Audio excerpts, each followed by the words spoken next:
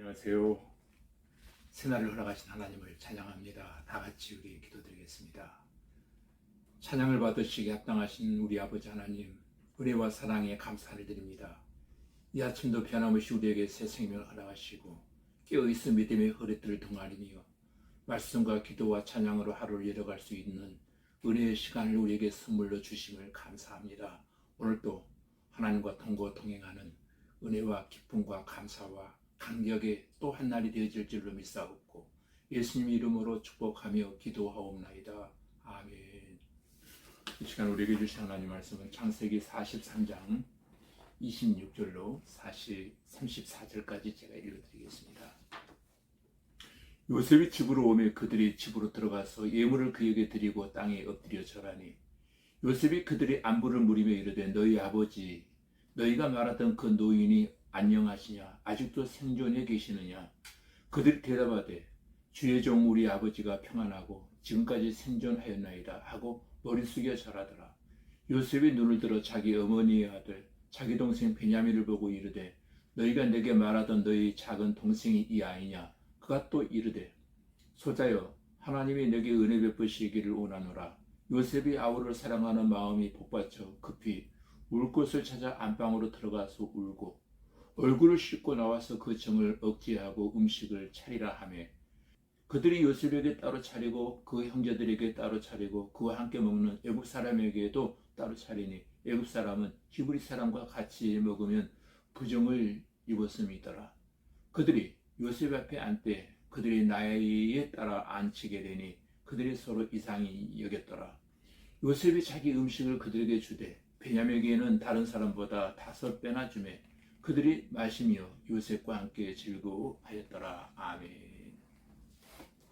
방금 읽어드린 창세기 43장을 통해서 요셉의 형제들의 두 번째 애굽 방문이라는 주제로 하나님의 말씀을 나눌 때 여러분 크신 은혜와 깨달음의 시간이 되어지기를 주님의 이름으로 기도드립니다.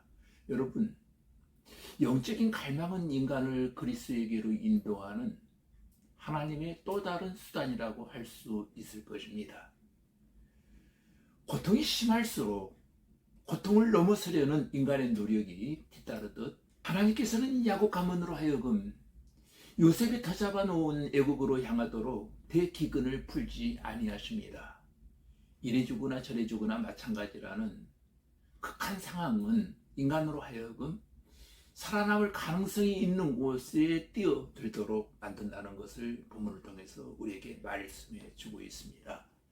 오늘 1절부터 10절까지 보시면 가나안 땅의 기근이 심하였고 또 야곱과 그 아들들은 애굽에서 가져온 곡식을 다 먹어버렸고 이제 다 항아리가 비게 되었습니다. 야곱은 아들들에게 다시 가서 우리를 위하여 양식을 조금 사오라고 또 명하는 것입니다. 애국과 가나안 땅 일대의 극심한 기근은 그 시대 사람들의 죄악에 대한 하나님의 일종의 징벌이라고 할 수 있을 것입니다. 그러나 기근 중에도 애굽의 양식이 있었던 것은 요셉에게 주신 하나님의 특별한 은혜였고 또 야곱의 아들들이 애굽에서 양식을 구할 수 있었던 것 또한 하나님의 특별한 섭리요 하나님의 은혜였다고 생각이 되어집니다. 그런데 야곱의 아들들이 양식을 구하러 가는 것이 문제가 아니라 막내 동생 베냐민을 데리고 가는 것이 가장 큰 숙제였던 것입니다. 그래서 야곱이 말하기를 너희들이 어찌하여 막내 동생이 있다는 말을 해가지고 이렇게 나를 힘들게 하느냐. 그래서 이번에는 유다가 나섰습니다. 옛날에 요셉을 팔아 넘길 때에는 유다가 앞장서서 제안을 했는데 이제는 뭔가 반성하는 마음을 가지고 이렇게 말합니다. 자신이 베냐민의 몸을 담보하겠다라고 나서는 것입니다. 한마디로 말하면 자신이 책임지겠다고 하는 표현이었던 것입니다. 11절부터 14절까지 보시면 이제 야곱에게는 또 다른 선택의 여지가 없었던 것입니다. 왜냐하면 굶어 죽느냐 아니면 베냐민을 함께 보내어 양식을 구하게 하느냐 둘 중에 하나를 선택해야만 하는 순간이 그에게 찾아온 것입니다. 그는 베냐민을 잃을지도 모른다 하고 두려워했지만 그를 함께 보내지 아니할 수가 없었던 것입니다. 그때 야곱은 먼저 애굽의 그 통치자를 위해 선물을 준비합니다. 그는 가나안 땅의 아름다운 소산 중 유황과 또 꿀과 향품과 모략과 비자와 파단행을 준비했습니다. 또 야곱은 양식값을 2배나 넣게 하였습니다. 지난번에 어떤 착오로 돈이 지불되지 않았기 때문인 것입니다. 야곱은 막내 아들 베냐민을 그들과 함께 보내면서 말하기를 전능하신 하나님께서 그 사람 앞에서 너희에게 은혜를 베푸셔서 베냐민과 다른 형제를 무사히 돌려보내게 하시기를 원하노라 기도하는 마음으로 지금 이들을 보내고 있는 겁니다. 하나님만 의지할 수밖에 없는 상황이 그들에게 찾아온 겁니다. 15절부터 23절까지 보시면 야곱의 아들들은 그 예물을 취하고 갑절의 돈을 자기들의 손에 가지고 베냐민을 데리고 지금 애굽에 내려가 요셉 앞에 서게 되어집니다. 요셉은 베냐민이 그들과 함께 있음을 보고 이 사람들을 집안으로 인도해드리고 짐승을 잡아 만찬을 준비하도록 했습니다. 그러나 야곱의 아들들은 두렵기만 했습니다.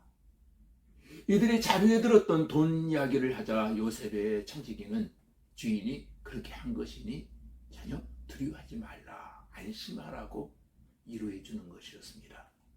또한 25절부터 28절까지 보시면 요셉의 집으로 돌아오자 이제 그들은 그 집으로 들어가서 그 예물들을 요셉에게 드리고 땅에 엎드려 큰 절을 하게 되어집니다.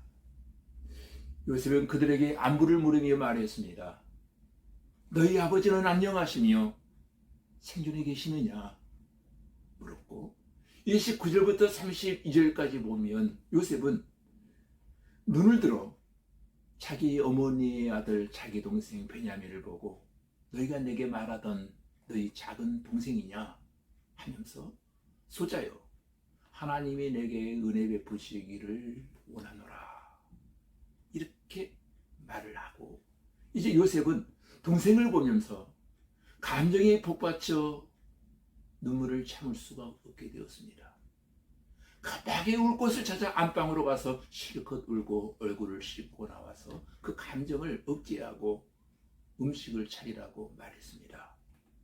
그리고 32절부터 34절까지 보시면 그들은 요셉 앞에 맏형부터 막내까지 나이 순서대로 앉히우자 서로 이상히 여기게 되었더라는 것입니다. 요셉은 베냐민에게는 다른 사람들보다 음식을 5배나 더 주었습니다. 또 그들은 마시며 요셉과 함께 즐거워하였습니다. 하나님을 경외하는 요셉은 지금 자기를 팔았던 형들을 용서하고 너그러이 대하고 있는 장면을 우리가 보게 됩니다. 창세기 43장을 통해서 우리가 깨닫게 되는 것은 우리는 극심한 기근과 환난 중에도 하나님만 의지해야 한다라고 하는 것을 본문은 우리에게 말씀해 주고 있습니다. 그리고 야곱처럼 라헬도 포기하고 요셉도 포기하고 베냐민도 포기했던 것처럼 바로 땅의 것을 다 포기하고 하나님만 의지해야 할 줄로 믿습니다. 그리고 마지막으로 우리는 요셉처럼 원수 같은 형제들도 너그럽게 용서한 것처럼 서로 용서하기를 하나님이 그리스도 예수 안에서 너희를 용서하심과 같이 하라는 말씀을 여러분 기억하시고 용서하는 생애를 살아가는 저와 여러분들이 다 되어지기를 주님의 이름으로 기도드립니다. 다 같이 우리 기도하겠습니다. 전능하신 하나님, 기근 중에도 애굽에 양식이 있었던 것은 요셉에게 주신 하나님의 은혜요, 야곱의 아들들이 애굽에서 양식을 구할 수 있었던 것 또한 하나님께서 야곱에게 베푸신 은혜인 줄로 믿습니다. 우리도 야곱처럼 극심한 기근과 환난 중에도 땅의 것을 포기하고 하나님만 의지할 수 있게 하시고, 요셉처럼 나 한 사람 때문에 여러 공동체를 살리는 사람들이 되게 하시고, 하나님이 그리스도 예수 안에서 너희를 용서하신과 같이 원수도 용서할 수 있는 은혜의 성도로 살게 하여 주시옵소서. 예수님 이름으로 기도하옵나이다. 아멘.